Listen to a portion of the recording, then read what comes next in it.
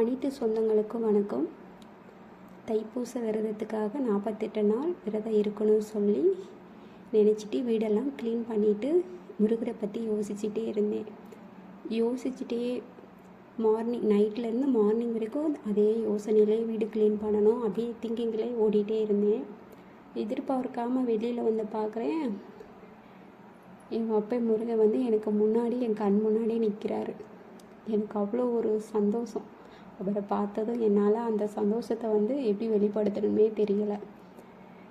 பல யோசனை காலையில் நம்ம கரெக்டாக இந்த விரதத்தை தொடங்கிடலாமா முடிச்சிடலாமா அப்படின்னு சொல்லி பல யோசனையெல்லாம் நான் யோசிச்சுட்டே இருக்கேன். அப்போ பார்க்கையில் என் முன்னாடி வந்து இவர் நிற்கிறாரு.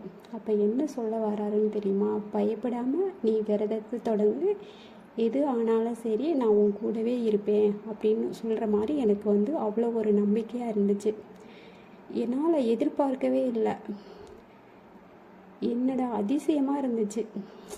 நைட்டில் இருந்து மார்னிங் வரைக்குமே ஒரே நம்ம விரதம் இருந்துருவோமா, விரதத்தை தொடங்கிடுவோமா, எதுவும் தடங்கள் ஏற்பட்டுருமா, பல யோசனைகள் என் மனசுக்குள்ளே ஓடிக்கிட்டே இருக்குது.